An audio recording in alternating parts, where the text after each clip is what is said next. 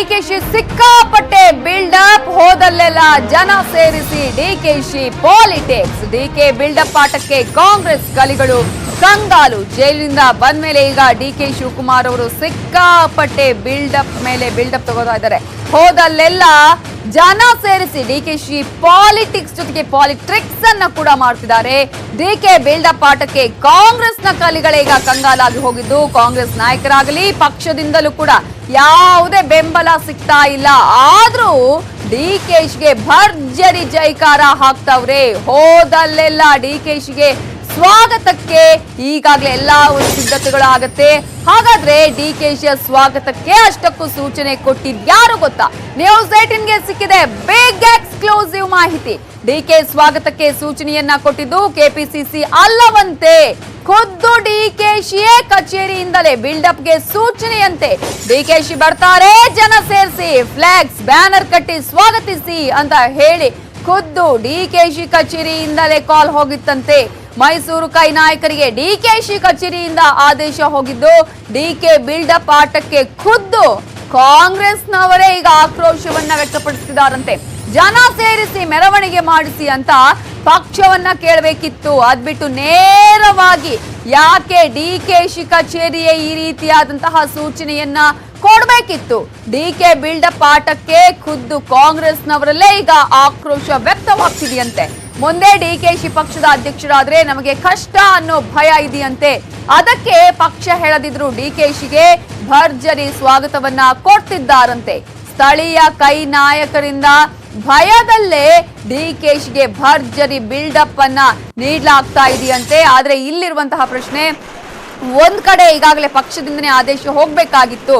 ಪಕ್ಷದ ಅಂದ್ರೆ ಕೆಪಿಸಿಸಿ ಕಚೇರಿಯಿಂದನೇ ಅವರನ್ನ ಸ್ವಾಗತ ಮಾಡ್ಕೊಳ್ಳೋದಿಕ್ಕೆ ಸೂಚನೆ ಸಿಗ್ಬೇಕಾಗಿತ್ತು. ಅದು ಬಿಟ್ಟು ಡಿಕೆಶಿಯ ಕಚೇರಿಯಿಂದಲೇ ಬಿಲ್ಡಪ್ಗೆ ಸ್ವಾಗತಕ್ಕೆ ಸಿದ್ಧತೆಗಳನ್ನ ಮಾಡ್ಕೊಳ್ಳಿ ಅನ್ನುವಂತಹ ಆದೇಶ ಕೂಡ ಹೋಗಿರೋದು. ಸೊ ಗಮನಿಸ್ತಾ ಇದ್ದೀರಾ, ಕಾಂಗ್ರೆಸ್ ನಾಯಕರಲ್ಲೇ ಇದು ಒಂದು ರೀತಿಯ ಆಕ್ರೋಶಕ್ಕೆ ಕಾರಣ ಆಗಿದೆ. ಒಂದು ರೀತಿಯಲ್ಲಿ ಪಕ್ಷ ಸೂಚಿಸದಿದ್ರು ಭರ್ಜರಿ ಸ್ವಾಗತವನ್ನ, ಅದರಲ್ಲೂ ಕೂಡ ಮಾಜಿ ಸಿಎಂ ಟಗರು ಅಂತಾನೆ ಹೇಳಲ್ಪಡುವಂತಹ ಸಿದ್ದರಾಮಯ್ಯ ಅವರ ಕೋಟೆಗೆನೆ ಲಗ್ಗೆಯನ್ನ ಇಟ್ಟಿದ್ದಾರೆ ಡಿಕೆ ಶಿವಕುಮಾರ್ ಅವರು ಅನ್ನೋದನ್ನ ಗಮನಿಸಬೇಕಾಗತ್ತೆ. ಡಿಕೆಶಿ ಬಿಲ್ಡಪ್ ಎಂಟ್ರಿಗೆ ಕಾಂಗ್ರೆಸ್ ಬೇಸರವನ್ನ ವ್ಯಕ್ತಪಡಿಸಿದೆ. ಇದು ಕಾಂಗ್ರೆಸ್ನ ನಾಯಕರಲ್ಲೇ ಗುಸುಗುಸುಗೆ ಕಾರಣವಾಗಿದೆ.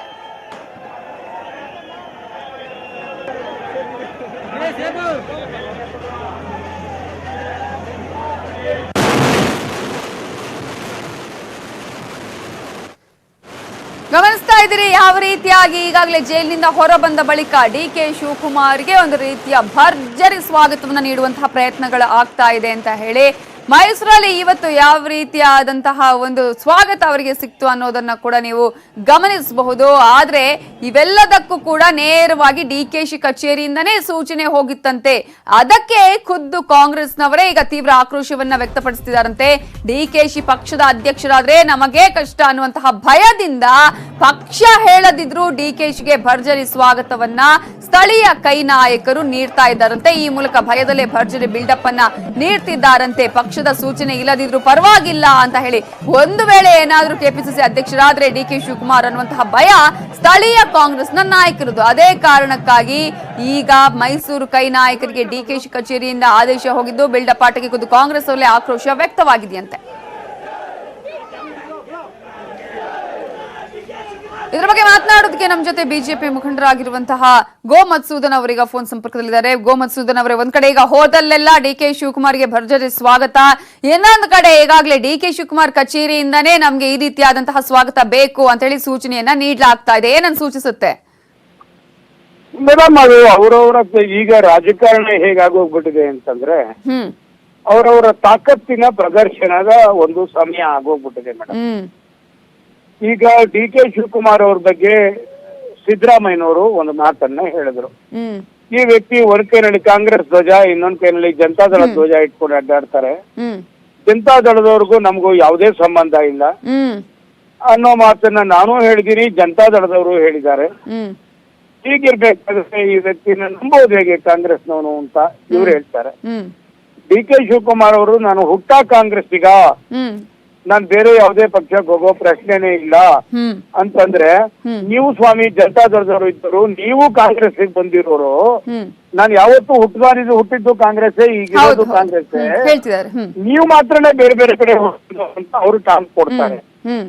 ಹೀಗಿರ್ಬೇಕಾದಾಗ ಯಾರ ಕಾಲು ಹಿಡಿತಾರೋ, ಯಾರ ಕೈ ಹಿಡಿತಾರೋ, ಯಾರ ತಲೆ ಮೇಲೆ ಹೊಡಿತಾರೋ, ಯಾರು ಕುತ್ತಿಗೆ ಇಸಿಕ್ತಾರೋ ಒಂದೂ ಗೊತ್ತಾಗ್ತಾ ಇಲ್ಲ ರಾಜಕಾರಣದಲ್ಲಿ. ಅಂದ್ರೆ ಇದೀಗ ಡಿ.ಕೆ. ಶಿವಕುಮಾರ್ ಶಕ್ತಿ ಪ್ರದರ್ಶನದ ಕಾಲ ಅಂತ ಅನ್ಸುತ್ತಾ ನಿಮ್ಗೆ, ಹೇಗೆ ಅಂತ ಹೇಳಿ? ಇದು ನಾನು ಹೇಳೋದಲ್ಲ, ಎಲ್ಲರ ಹತ್ತಿರವೂ ಇವರೆಲ್ಲ ಬಹಳ ವರ್ಷ ಅಧಿಕಾರ ಮಾಡಿದವರು, ಎಲ್ಲರ ಹತ್ತಿರವೂ ದುಡ್ಡಿದೆ, ದುಡ್ಡು ಕೊಟ್ಟು ಎಲ್ರಿಗೂ ಇದೆ. ಎಲ್ರೂ ಒಂದು ಜಾತಿಯ ಆಧಾರದ ಮೇಲೆ ಜನರನ್ನು ಸೇರಿಸೋ ತಾಕತ್ತು ಇವರೆಲ್ರಿಗೂ ಇದೆ. ಆದ್ರಿಂದ ಅವರವರ ಶಕ್ತಿ ಪ್ರದರ್ಶನವನ್ನ ಅವರವ್ರು ಮಾಡ್ತಾ ಇದ್ದಾರೆ, ಮಾಡ್ಲಿ. ಈ ದೇಶದ ನಾಗರಿಕ ಮತದಾರ ಇವರೆಲ್ಲರನ್ನು ನೋಡಿ ನಗಬೇಕು, ಅಳಬೇಕು, ಗೊತ್ತಾಗದೆ ಒದ್ದಾಡ್ತಾ ಇದ್ದಾನೆ. ಅದು ಅವನ ಹಣೆ ಬರಹ. ಅಂದ್ರೆ ಈಗ ಜೈಲಿಂದ ಹೊರ ಬಂದ ಬಳಿಕ ಈಗ ನೀವೇ ಮೊನ್ನೆ ಕೂಡ ಮಾತನಾಡುವಾಗ ಹೇಳ್ತಾ ಇದ್ರಿ, ಬಿಜೆಪಿಯವರು ಏನಾದ್ರು ಮಾಡಿದ್ರೆ ಇಂತಹ ಒಂದು ಪ್ರಾಬ್ಲಮ್ ಆಗುತ್ತೆ ಅಂತ. ಬಟ್ ಇದೀಗ ತಾನೇ ಒಂದು ಸೂಚನೆ ಕೊಟ್ಟು ತಾನೇ ಈ ತರದ ಒಂದು ರೀತಿಯಿಂದ ಭರ್ಜರಿ ಸ್ವಾಗತಕ್ಕೆ ರೆಡಿ ಮಾಡ್ಕೊಳ್ತಾ ಇರೋದು, ಇದು ಕಾಂಗ್ರೆಸ್ಗೆ ಒಂದು ರೀತಿಯಲ್ಲಿ ಎಫೆಕ್ಟ್ ನೀಡುವಂತ ಪ್ರಯತ್ನನಾ ಅಂತ? ಮೇಡಮ್, ನಾನು ಹೇಳೋದಲ್ಲ, ಇದು ಅವ್ರ ತಾಕತ್ತಿನ ಪ್ರದರ್ಶನ ಬಿಜೆಪಿ ಅವ್ರ ಮುಂದೂ ಮಾಡ್ಬೇಕು, ಅವರು ಕಾಂಗ್ರೆಸ್ನವ್ರ ಮುಂದೂ ಮಾಡ್ಬೇಕು, ಜನತಾದಳದ ಮುಂದೂ ಮಾಡ್ಬೇಕು. ಅಂದ್ರೆ ನನ್ನನ್ನ ನೀವ್ಯಾರು ನಿರ್ಲಕ್ಷಿಸಕ್ಕೆ ಸಾಧ್ಯ ಇಲ್ಲ. You can't set aside D K. Shivakumar. ಈ ಒಂದು ಸಂದೇಶವನ್ನ ಅವ್ರೆಲ್ರಿಗೂ ಕೊಡ್ಬೇಕು. ಹಾಗೆ ಸಂಪರ್ಕದಲ್ಲಿರಿ ಗೋ ಮಧುಸೂದನ್ ಅವರೇ. ಈಗ ಒಂದ್ ಕಡೆ ಜೈಲಿನಿಂದ ಬಂದಂತಹ ಡಿ.ಕೆ. ಶಿವಕುಮಾರ್ಗೆ ಇಷ್ಟೊಂದು ಅದ್ಧೂರಿ ಸ್ವಾಗತ ನಡೀತಾ ಇದ್ರೆ, ಮತ್ತೊಂದ್ ಕಡೆ ನಿವೃತ್ತ ಲೋಕಾಯುಕ್ತ ನ್ಯಾಯಮೂರ್ತಿ ಆದಂತಹ ಸಂತೋಷ್ ಹೆಗ್ಡೆ ಅವರು ಬೇಸರವನ್ನ ವ್ಯಕ್ತಪಡಿಸಿದ್ದಾರೆ. ಜೈಲಿನಿಂದ ಬಂದವರನ್ನ ಮೆರವಣಿಗೆ ಮಾಡೋದು ಸರಿಯಲ್ಲ ಅಂತ ಹೇಳಿ ಸಂತೋಷ್ ಹೆಗ್ಡೆ ಬೇಸರವನ್ನ ಹೊರಹಾಕಿದ್ದಾರೆ. ತಪ್ಪು ಮಾಡಿದಂತ ವ್ಯಕ್ತಿಗಳು ತಪ್ಪು ಹೌದಾ ಅಲ್ಲ ಮುಂದೆ ಕೋರ್ಟ್ನವ್ರು ನಿರ್ಧಾರ ಮಾಡ್ತಾರೆ, ನಾನು ಆ ತೀರ್ಪು ಕೊಡಕ್ಕೆ ಹೋಗಲ್ಲ. ಆದ್ರೆ ಮೇಲ್ನೋಟಕ್ಕೆ ಕೋರ್ಟ್ನವ್ರು ಜಾಮೀನು ಕೊಟ್ಟಿಲ್ಲ ಅಂತ ವ್ಯಕ್ತಿಗಳು ಜೈಲಿಂದ ಬರುವಾಗ ಯಾಕೆ ಇಂತಹ ಸಂಭ್ರಮದ ಸ್ವಾಗತ ಯಾಕೆ ಕೊಡ್ತಾ ಇರ್ತೇವೆ? ನಾವು ಏನ್ ಸಂದೇಶ ನಾವು ಕಳಿಸ್ತೇವೆ ಇದರಿಂದ ಮಕ್ಕಳಿಗೆ ಮತ್ತೆ ಯುವಕರಿಗೆ? ಅಂದ್ರೆ ಏನ್ ತಪ್ಪು ಮಾಡಿದ್ರೆ ಪರವಾಗಿಲ್ಲ, ನೀವು ಸ್ವಲ್ಪ ಪಾಪ್ಯುಲರ್ ಆಗಿದ್ರೆ ನಿಮಗೆ ಅವ್ರು ಸಹಾಯ ಮಾಡ್ತಾರೆ ಅನ್ನುವ ಒಂದು ಸಂದೇಶ, ಅದು ತಪ್ಪು. ನನ್ನ ಅನಿಸಿಕೆಯಲ್ಲಿ ಸಮಾಜದಲ್ಲಿ ಕೆಲವು ಮೌಲ್ಯಗಳಿರಬೇಕು, ಯಾವುದು ಸರಿ ಯಾವುದು ತಪ್ಪು ಅಂತ ತಿಳ್ಕೊಳ್ಳುವಂತ ಸಮಾಜವನ್ನು ನಾವು ಕಟ್ಟಬೇಕು. ಆವಾಗ ತಾನೇ ಸಮಾಜದಲ್ಲಿ ಒಂದು ಮೌಲ್ಯಕ್ಕೆ ಬೆಲೆ ಇರ್ತದೆ. ಇಲ್ಲದ್ರೆ ಬರೀ ಶ್ರೀಮಂತಿಗೆ ಮತ್ತೆ ಅಧಿಕಾರಕ್ಕೆ ಮಾತ್ರ ಬೆಲೆ. ತಪ್ಪು ಮಾಡಿದಂತ ವ್ಯಕ್ತಿಗಳು ತಪ್ಪು ಹೌದಾ ಅಲ್ಲ ಮುಂದೆ ಕೋರ್ಟ್ನವ್ರು ನಿರ್ಧಾರ ಮಾಡ್ತಾರೆ, ನಾನು ಆ ತೀರ್ಪು ಕೊಡಕ್ಕೆ ಹೋಗಲ್ಲ. ಗೋ ಮಧುಸೂದನ್ ಅವರೇ, ಈಗಾಗಲೇ ಸಂತೋಷ್ ಹೆಗ್ಡೆ ಅವರ ಮಾತುಗಳನ್ನ ಕೇಳಿಸಿಕೊಂಡ್ರಿ. ಆದ್ರೆ ಇಂತಹ ಒಂದು ಸ್ವಾಗತದ ಅಥವಾ ಈ ರೀತಿಯಾದಂತಹ ಒಂದು ಮೆರವಣಿಗೆ ಮಾಡಿ ಸ್ವಾಗತವನ್ನ ಕೊಡೋದು ಏನ್ ಸಂದೇಶವನ್ನ ಕೊಡುವಂತಹ ಪ್ರಯತ್ನ? ಇದು ತಪ್ಪು ಸಂದೇಶ ಹೋಗುವಂತಹ ಪ್ರಯತ್ನ ಆಗ್ತಾ ಇದೆ ಅಂತ ಹೇಳ್ತಾರೆ. ಏನ್ ಹೇಳಕ್ ಬಯಸ್ತೀರಾ? ಇಲ್ಲ ಮೇಡಮ್, ಇದರ ಹಿಂದೆ ನಿರ್ಲಜ್ಜೆಗೆ ಹಿಡಿತನ, ಇದು ನಿರ್ಲಜ್ಜತನ ಅಷ್ಟೇ, ಅದ್ ಬಿಟ್ರೆ ಬೇರೆ ಇನ್ನೇನಿಲ್ಲ ಇದರಲ್ಲಿ. Okay, thank you go Madhusudan ಅವರು ನ್ಯೂಸ್ 18 ಜೊತೆ ಮಾತನಾಡಿದಕ್ಕಾಗಿ.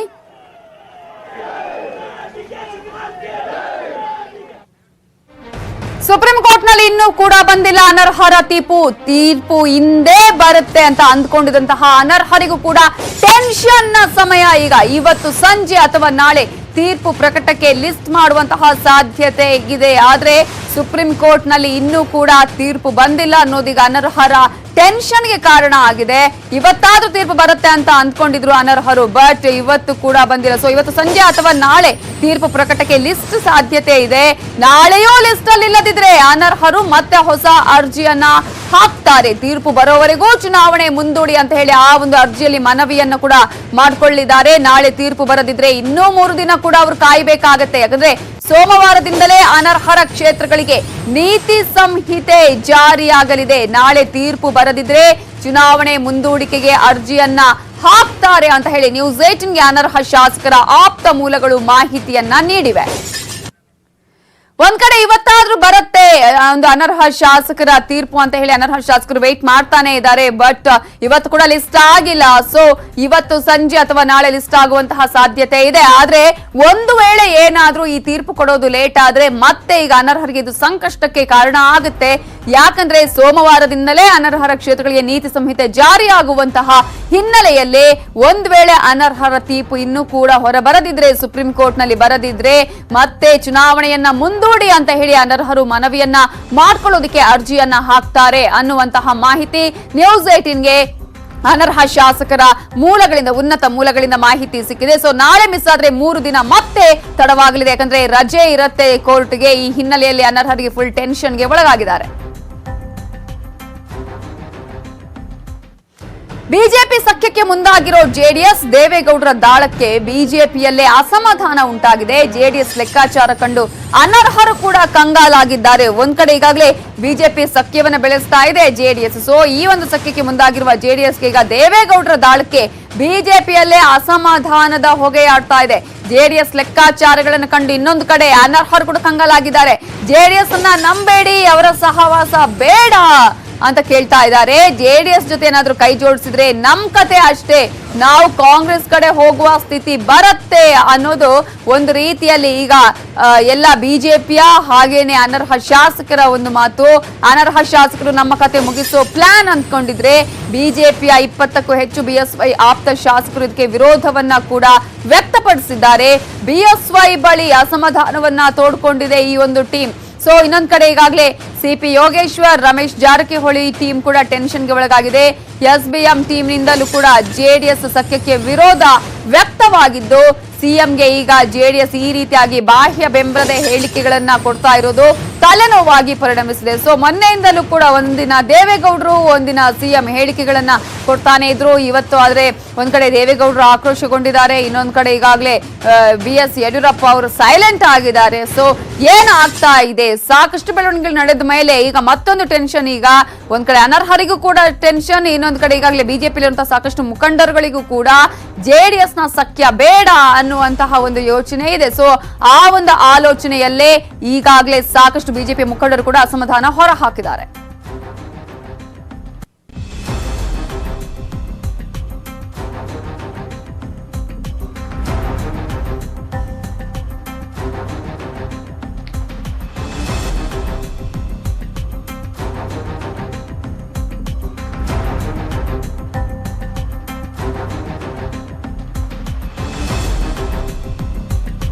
ಜೆಡಿಎಸ್ನ ಸಖ್ಯ ಈಗ ಬಿಜೆಪಿಯ ಸಾಕಷ್ಟು ಮುಖಂಡರುಗಳಿಗೆ ಹಾಗೆಯೇ ಅನರ್ಹ ಶಾಸಕರುಗಳಿಗೆ ಒಂದು ರೀತಿಯಲ್ಲಿ ಟೆನ್ಷನ್ಗೆ ಕಾರಣ ಆಗಿದೆ. ಯಾಕಂದ್ರೆ ಏನಾಗುತ್ತೋ ಏನೋ ಅನ್ನುವಂತಹ ಆತಂಕ ಈಗ ಇವರೆಲ್ಲರನ್ನ ಕಾಡ್ತಾ ಇದೆ.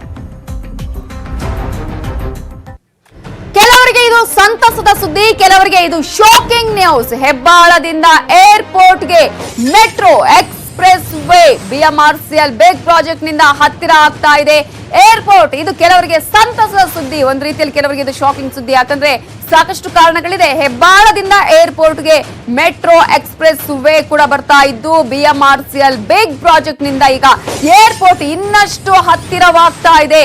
ಜನರಿಗೆ ಮಾರಕವಾಗುತ್ತಾ ಮೆಟ್ರೋ ಎಕ್ಸ್ಪ್ರೆಸ್ ವೇ ಅನ್ನುವಂತಹ ಪ್ರಶ್ನೆ. ಒಂದ್ ಕಡೆ Vidyaranyapura, Sahakara Nagar, judicial layout, Vidyanagar, Yelahanka layout ಜನರಿಗೆ ಇದು ತಲೆನೋವಾಗಿ ಪರಿಣಮಿಸಿದೆ.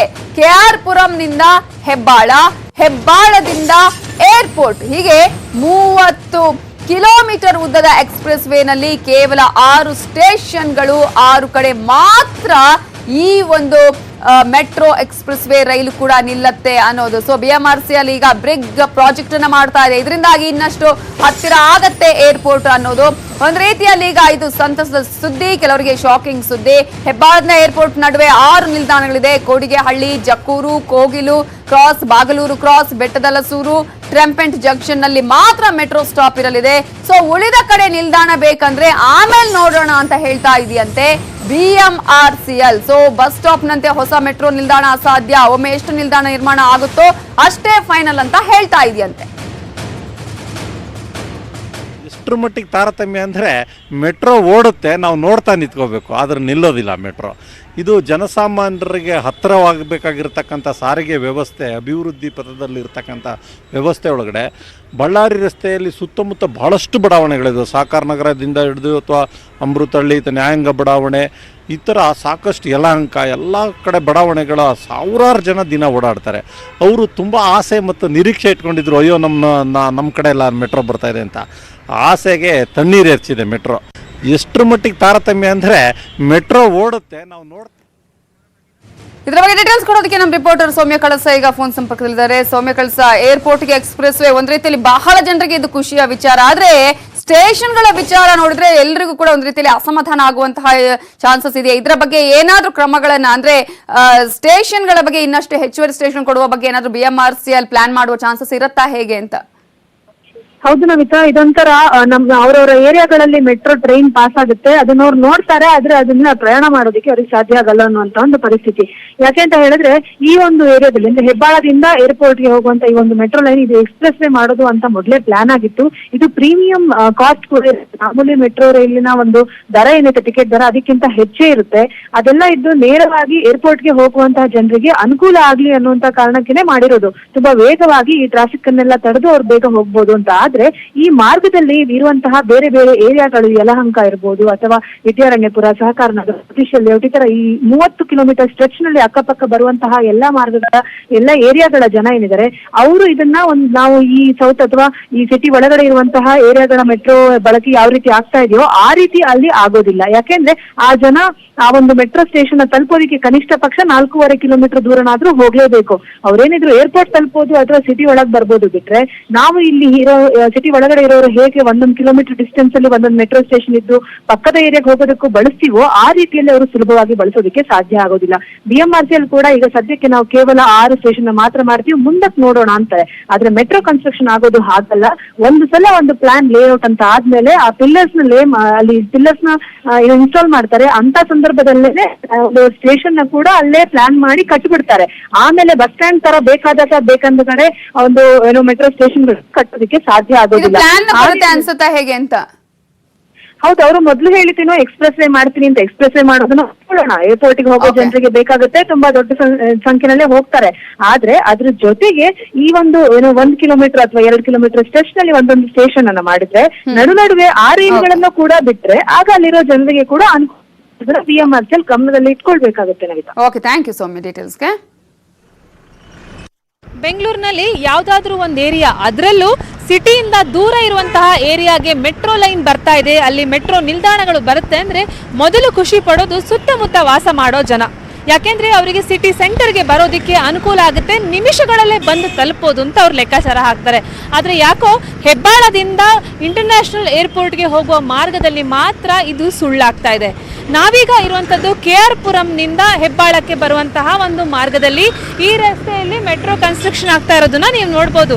ಆಲ್ರೆಡಿ ಲೈನ್ ಆಗಿ ಪಿಲ್ಲರ್ಸ್ನೆಲ್ಲ ಲೇ ಮಾಡ್ತಾ ಇದ್ದಾರೆ. ಯಾವ ರೇಂಜ್ಗೆ ಟ್ರಾಫಿಕ್ ಇದೆ ಅಂತ ಇಲ್ಲಿ ನೋಡಿದ್ರೇನೆ ಗೊತ್ತಾಗುತ್ತೆ. ಸೊ ಇಷ್ಟೆಲ್ಲ ಟ್ರಾಫಿಕ್ ಇರೋದ್ರಿಂದ ಮೆಟ್ರೋ ಬಂತು ಅಂತಂದ್ರೆ ಈ ಎಲ್ಲ ಟ್ರಾಫಿಕ್ ಇಂದ ಮುಕ್ತಿ ಸಿಗುತ್ತೆ. ನೇರವಾಗಿ ಇಂಟರ್ನ್ಯಾಷನಲ್ ಏರ್ಪೋರ್ಟ್ಗೆ ಹೋಗುವಂತಹ ಒಂದು ದಾರಿ ಸುಗಮವಾಗುತ್ತೆ. ಅದಲ್ಲದೆ ಆ ಇಡೀ ಮಾರ್ಗ ಏನಿದೆ ಆ ಮಾರ್ಗದಲ್ಲಿ ನಡುವಲ್ಲಿ ಇರುವಂತಹ ಎಲ್ಲ ಸ್ಟೇಷನ್ನ ಎಲ್ಲ ಏರಿಯಾಗಳಿಗೂ ಒಂದು ಓಡಾಟ ಸುಲಭ ಆಗುತ್ತೆ ಅನ್ನುವಂತಹ ಲೆಕ್ಕಾಚಾರದಲ್ಲಿ ಇಲ್ಲಿನ ಜನ ಇದ್ರು.